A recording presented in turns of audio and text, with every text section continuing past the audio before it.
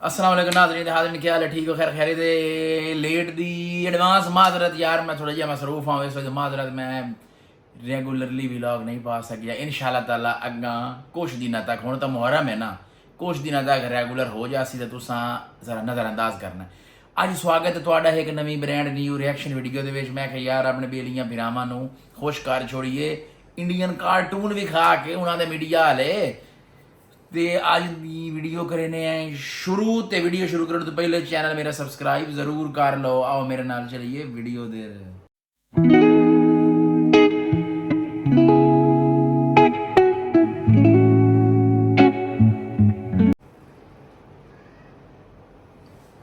मैं आज भगवान से प्रार्थना करता हूं कि आसिम मुनीर हमारे मिलिट्री टारगेट्स पर हमला करें।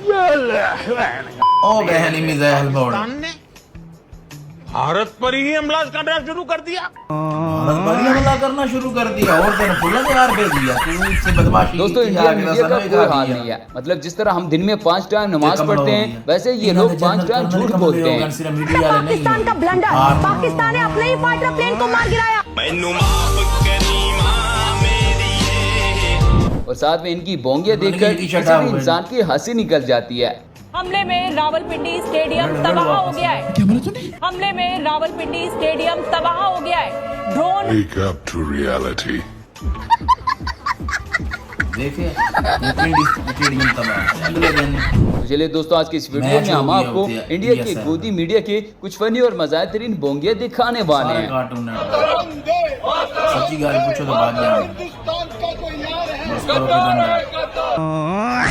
कामयाब नहीं हो रहे, दुनिया की भी अक्खां खोल रही। दोस्तों लंबी लंबी छोड़ने का मुकाबला हो और उसमें इंडिया का ये कार्टून नेटवर्क पीछे रह जाए, ये तो हो ही नहीं सकता। लगता है ये भाई साहब आने वाली बॉलीवुड मूवी की कोई स्टोरी सुना रहा है। जरा आप लोग भी सुनिएगा। Russia shoots down 2 Pakistani JF-17s and 1 F-16. F-16 is an American fighter jet and JF-17s are the cheap Chinese fighter jets. और इंडिया ने 3 अभी तक गिरा दिए जो कंफर्म है, और भी हो सकते हैं जो आ रही है धीरे धीरे न्यूज। लेकिन 2 JF-17 और 1 F-16 इंडिया ऑलरेडी गिरा चुका है और उनके पायलट्स भी ऐसी रिपोर्ट्स आ रही हैं कि एक पायलट को जिंदा भी पकड़ लिया गया है। दोस्तों हमने इंडिया के राफेल क्या गिरा दिए। फ्रांस तो मोदी से नाराज ही हो गया है। यहाँ पर भी फ्रांस के सदर मोदी को ऐसे इग्नोर कर रहे हैं जैसे हम भिखारी को अक्सर इग्नोर कर देते हैं। और अभी तो रुको, क्लाइमैक्स अभी बाकी है। सही बेइज्जती हो सी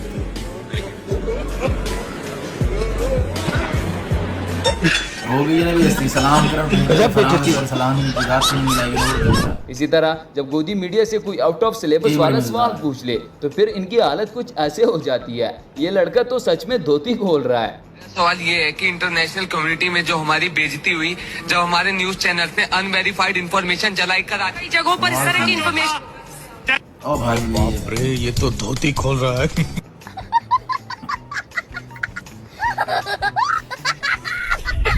दोस्तों इंडिया का ये गोदी मीडिया तो हमारे वसीम बदामी से भी 2 कदम आगे निकल गया है। इन्होंने यहाँ पर हमारे एक और F-16 जहाज को गिरा दिया है। वैसे गाय के मूत्र ने इनका दिमाग बिल्कुल ही खराब कर दिया है।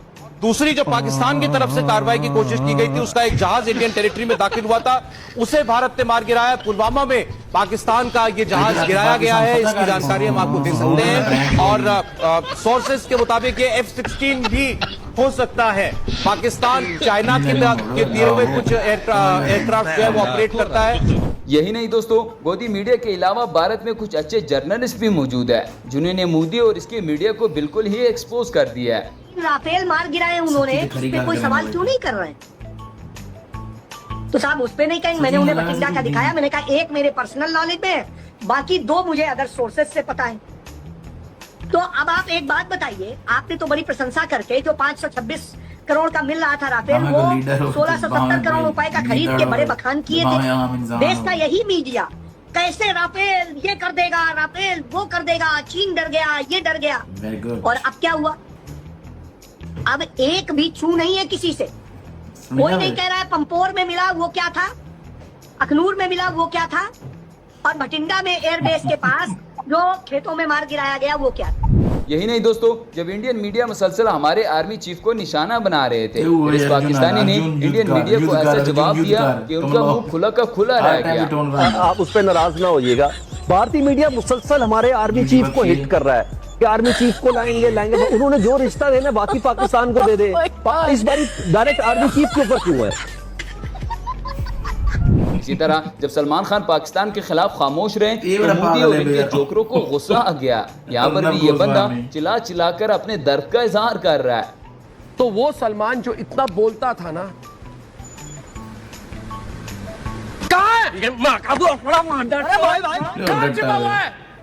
कहाँ है सलमान खान? जा पूछ क्या? कहाँ छिपा हुआ है? मैं जेब में लेके थोड़ी घूमता हूँ। इस तरह यहाँ पर भी मोदी का एक टाउट मोदी की बड़ी तारीफें कर रहा था और फिर साथ बैठी आंटी ने उसे तत्ते तवे पर बिठा दिया। नरेंद्र मोदी जी वो शेर है, जब दहाड़ते हैं ना तो पूरा विश्व जान जाता है भारत की ताकत। बस एक बार चीन का नाम लेकर दहाड़ दे। चीन ने अतिक्रमण किया है ये कहकर दहाड़ दे, ये चैलेंज देती हूँ मैं आपको। दहाड़े चीन का नाम लेकर नरेंद्र मोदी, वहाँ म्याऊं म्याऊं करने लगते हैं, दहाड़ना भूल जाते हैं।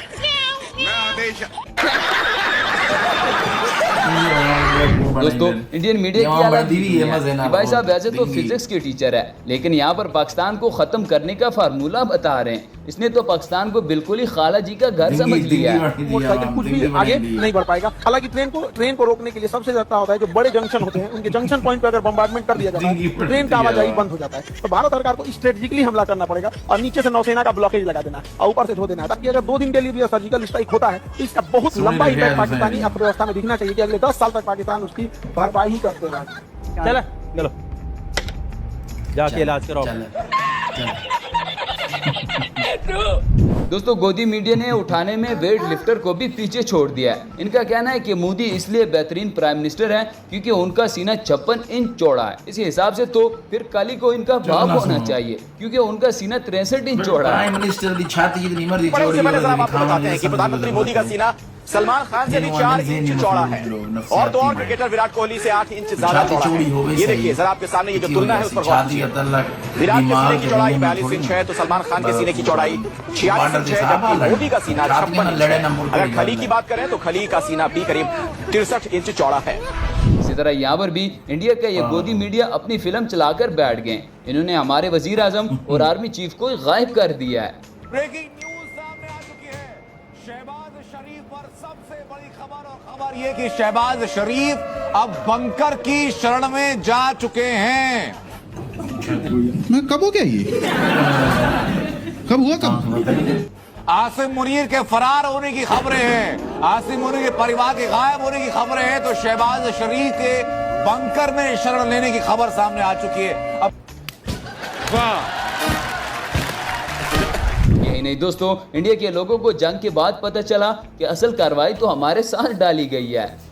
भारतीय मीडिया के हिसाब से मैं आप लोगों के साथ लाहौर से लाइव कर रहा हूँ।